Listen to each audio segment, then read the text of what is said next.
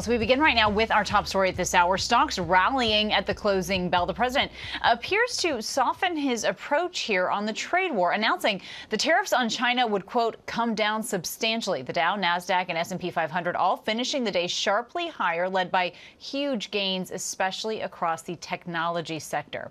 Now, the president also pulling back on his attacks against the Federal Reserve, saying that he has no intention of firing Fed Chair Jerome Powell. So joining me with more, this is ABC News business reporter Alexis Christophorus in New York and ABC News Jacqueline Lee here in Los Angeles, along with ABC News senior White House correspondent Selena Wang there in Washington. So ladies, thanks for being here. And look, Alexis, we know Wall Street rallying again. As you're watching this market and you're watching it all play out, what's standing out to you right now?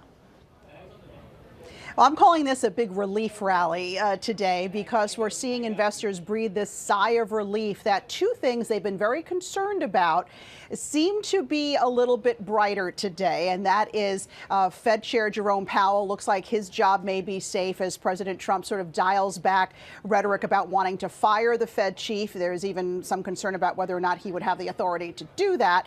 And then, of course, the talk about dialing back China's the trade war with China, not completely taking back, rolling those back, but at least, stepping back from the 145% tariffs that are now imposed on China. So we had a nice big rally, especially early this morning. The Dow was up more than 1,000 points, but finishing the session up a little under, 500. And still a gain we're going to be happy to take with all of the beatings that stocks have been taking recently. I do want to add, though, that we saw investors pull out of some of those safe haven investments like bonds.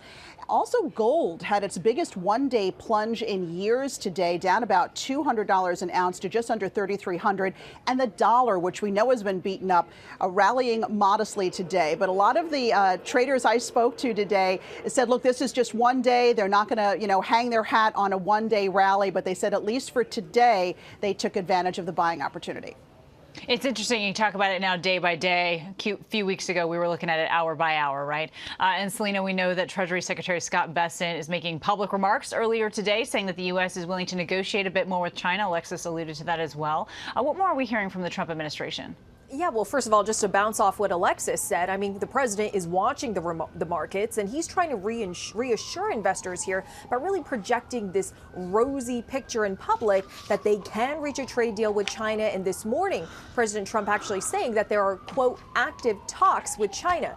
But the White House still hasn't been able to confirm whether or not U.S. and Chinese officials are actually talking and negotiating. The White House has also repeatedly been unable to say whether or not President Trump and Xi Jinping have spoken over the phone. But you're right that investors are relieved by these softening signals, with President Trump yesterday saying that after negotiations with China happened, that these tariffs on China are going to be nowhere near 145%, though he said they wouldn't be 0%. But then at the same time, Kano, we're also getting some mixed signals from the White House, because just moments ago here at the White House North Lawn, White House Press Secretary Caroline Leavitt said that the U.S. will not be unilaterally reducing tariffs on China. And also behind closed doors, Treasury Secretary Scott Bessent acknowledged that negotiations with China is going to be a slog, but he also said that this trade war is not sustainable. Now, President Trump, he of course wants Xi Jinping to come to the table, to pick up the phone and call him, but instead of doing that, Xi Jinping is playing hardball. In fact, he recently traveled to Southeast Asia, trying to bolster ties with other countries, trying to reduce their reliance on the U.S. economy. So still no signal that there's going to be a call between these leaders, which is absolutely critical to de-escalate this trade war. Right. He's trying to make the argument here that China might be a more reliant trade partner than the U.S. And Jacqueline, look, if the president is going to listen to anyone, is it going to be CEOs? It sounds like Axios is reporting several of them have privately warned the president about these potentially devastating impacts of his tariff policies. What more do you know there? Right. So the CEOs of the country's biggest retailers, Target, Walmart, and Home Depot, warned that store shelves would be empty. They were clear with the president that his trade policy and the tariffs would disrupt supply chains, it would raise prices, and empty shelves, according to Axios. And the CEOs also told Trump that we, the consumers, would start noticing this in 2 weeks. As this meeting was happening, remember the stock market, the bonds, the strength of the dollar, all of that was down. And then, of course, after that meeting is when we saw Trump soften, pivot, mentioning that he's not going to fire the Fed chair, Jerome Powell, and tariffs would be much lower. But the big thing here is when the consumer starts noticing how it's impacting their wallet, that, of course, will affect Trump's base. Kena.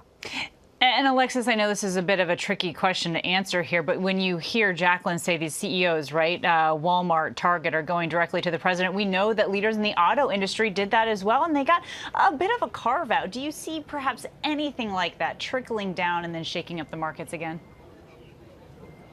You know, the White House has come out and said that carve-outs are not going to be happening going forward. So I don't know if that could happen for certain industries. And certainly when you're talking about companies like Walmart, Target, Home Depot, that sell so many different products, one would wonder what would the carve-out be there for them.